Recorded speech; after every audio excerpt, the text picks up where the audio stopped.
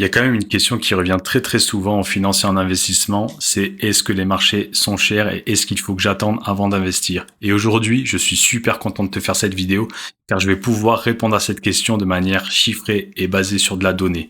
Donc, pas des opinions, pas des idées, pas du blabla théorique, des chiffres et de la donnée. Donc reste bien jusqu'à la fin de cette vidéo car je vais tout simplement backtester sur les 30 dernières années ce que ça aurait fait de tenir compte de la valorisation des marchés dans un DCA. Pour ceux qui prennent peur de ces termes un petit peu complexes, DCA c'est pas compliqué, c'est t'achètes le marché aveuglément tous les mois. Tu te prends pas la tête, tu fais ça en automatique.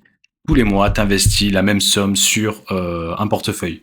Il peut être constitué d'actions ou d'ETF, peu importe. Enfin, donc des ETF, c'est le marché, c'est des indices, par exemple, comme le S&P 500. Et dans cette vidéo, la première chose que je vais faire, comme ça peut être un peu pour les débutants aussi, il y a beaucoup de débutants qui hésitent à se lancer dans l'investissement parce que les marchés sont chers, parce que j'attends que c'est une correction, on attend toujours le bon mouvement. Donc, première partie de cette vidéo, je vais tout simplement dire ce qu'est, comment on valorise un marché, comment on dit que c'est cher, tout simplement, en utilisant un indicateur qui s'appelle le Price Earning Ratio, PER. Et donc, on va voir ça ensemble dans la première partie de cette vidéo. Et dans une deuxième partie, on va aller voir tout simplement ce que ça aurait fait de prendre en compte le PER dans un DCA. Et ce qu'on va faire, c'est tout simplement qu'on va comparer sur le Standard & Poor's 500 et sur les 30 dernières années, ce que ça aurait fait de faire un DCA VS, la même chose, mais on arrête quand le marché dépasse 25, donc avec un PER de 25, voire même quand ce PER dépasse les 35, on revend tout. Let's go. Donc déjà, en fait, comme tu peux le voir, c'est une question qui revient souvent. Est-ce que le S&P 500 est surévalué? Là, j'ai googlé, par exemple, marché US actions chères. Les actions américaines sont chères, mais pour de bonnes raisons.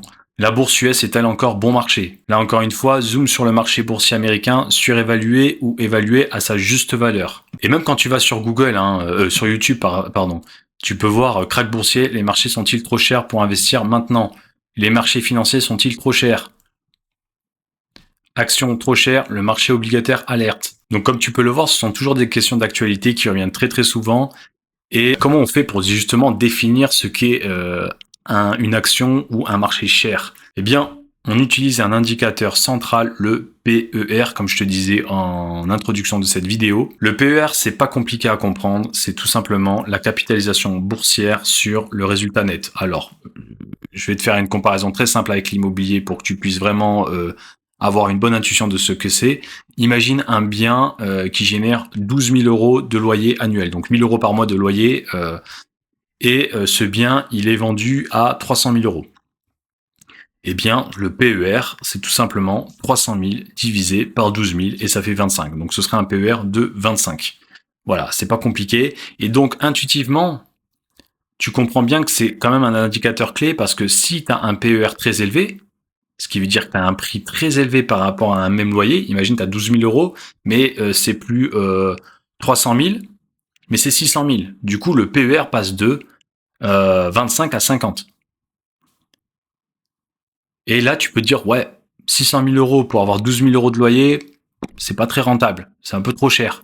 Je vais pas acheter cet appart, je vais attendre qu'il baisse.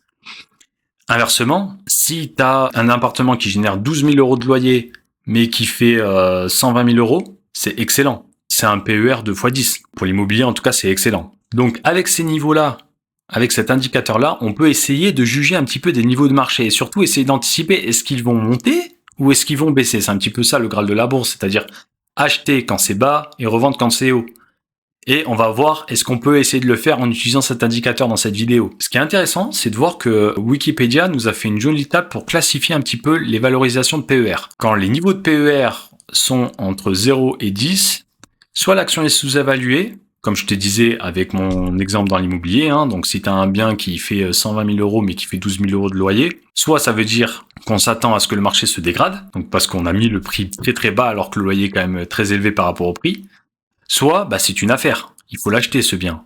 12 000 euros de loyer pour un bien à 120 000 euros, c'est quand même une bonne affaire. Donc c'est un peu le même principe en bourse. L'action est sous-évaluée entre 0 et 10. Entre 10 et 17, c'est classique. Entre 17 et 25, là, on commence à atteindre des PER assez élevés où on pourrait penser que l'action est surévaluée ou bien qu'on s'attend à des croissances de profit, donc des croissances de bénéfices. Et puis plus de 25, on peut être potentiellement dans une bulle. une bulle spéculative, ou bien que tout simplement on s'attend encore de plus gros profits dans le futur. Et pour nous aider à visualiser un petit peu ça, j'ai pris un exemple, Microsoft, où on a tout en haut le prix de l'action et tout en bas le PER. Au milieu, c'est les bénéfices de l'entreprise. Alors ne m'en veux pas si je fais des petites approximations, s'il y a des experts financiers. Cette vidéo, c'est fait pour que tout le monde puisse comprendre, donc je fais volontairement des vulgarisations qui, des fois, peuvent être un petit peu éloignées de la réalité rigoureuse. On va dire ça comme ça.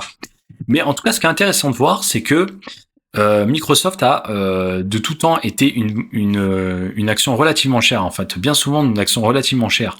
Comme on peut le voir là en 2016 avec un PER qui dépassait les 35, et même là en 2017 avec des PER dépassant 44 quand même, c'était très élevé. Et pourtant, quand tu regardes tout en haut, c'était une bonne idée de l'acheter à ce niveau-là, tu vois, acheter l'action à 84 alors que maintenant elle est à 400, moi je prends, il n'y a pas de souci. Alors que pourtant les PER étaient très élevés. On peut faire la même chose avec une autre entreprise, par exemple Google. La même chose, ici en 2017 le PER a plus de 50, 58 quand même, c'est énorme. Et pourtant le prix il était à 52 et maintenant comme tu peux le voir il est à 309, donc il a fait x4. C'est génial ça, on aurait tous voulu être en 2017 et acheter du Google, j'imagine. Donc, juste pour dire, c'est un indicateur, ce n'est pas à prendre au pied de la lettre, mais bon, là, tu peux très bien me dire, oui, mais là, tu prends les gagnants, d'aujourd'hui, mais les gagnants de demain, on ne les connaît pas. Et donc, c'est pour ça que je te propose d'aller directement sur le Standard & Poor's 500. Sur le Standard & Poor's 500, c'est le marché, c'est-à-dire que là, on est sur un actif qui existera toujours, qui a toujours été composé de des 500 plus grandes entreprises américaines, où il y a de l'auto-nettoyage, il y a des entreprises qui rentrent, des entreprises qui sortent. Et en prenant un indice large, on peut déjà se faire une idée un peu plus fiable de ce que l'investissement en prenant en compte le PER, est-ce que ça vaut le coup? Donc là, tu as la courbe du PER historique depuis depuis 1928. Donc nous, on va simplement regarder depuis 1996. Ça va être largement suffisant sur les 30 dernières années. Et on va se demander, est-ce que quand le PER dépasse donc les 25, si on repart sur la catégorie de Wikipédia, à partir du moment où ça pourrait être une bulle, est-ce que ça vaut le coup de ralentir un petit peu sur les investissements, voire de vendre un petit peu le marché? Et donc, dans cette simulation, on va confronter deux stratégies, le DCA, c'est-à-dire stratégie standard où on investit $100 par mois sur le SP500 tous les débuts de mois, on se prend pas la tête, ça c'est une stratégie bien connue, très simple, et on va faire la même chose, sauf que si le PER du Standard & Poor's 500 dépasse les 27, on arrête et on arrête d'investir, on met les $100 en cash, et même s'il dépasse les 35, donc là il faut que je mette 25, pardon, et même s'il dépasse les 35, on le vend, parce que là on est clairement pour nous dans un niveau trop élevé. C'est parti, et voilà le résultat. C'était un résultat donc très intéressant. Comme tu peux le voir, le DCA aurait remporté le DCA en se basant sur le PER, c'est-à-dire en essayant de sortir du marché quand il faut. Mais ce n'est pas non plus une franche victoire du DCA. C'est-à-dire que tu aurais remporté 28 000 € de plus, ou 28 000 $ de plus sur une période de 30 ans.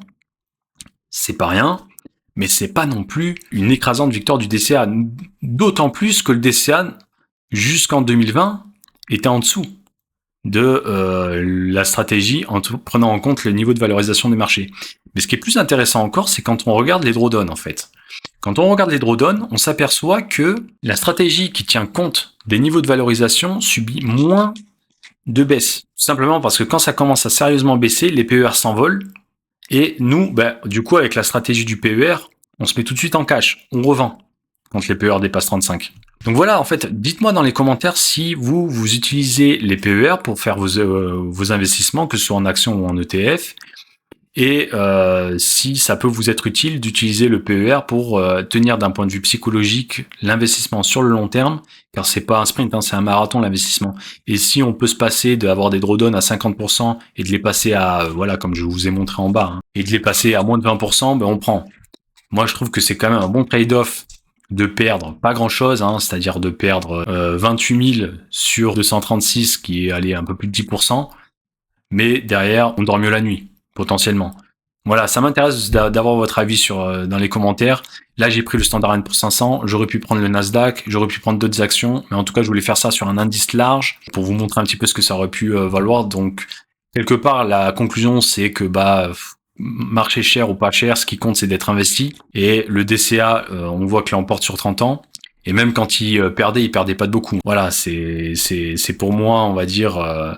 Pour les débutants qui ont peur d'investir parce que les marchés seraient peut-être trop chers, voilà, vous avez une réponse. Vous devriez quand même investir quoi qu'il arrive, même si actuellement, si on retourne sur le Standard & Poor's 500, c'est vrai qu'il a un PER élevé de 29,65. Mais comme je vous ai montré, avec 30 ans d'historique, se baser sur le PER pour faire des arbitrages, ça pourrait rogner un petit peu votre performance.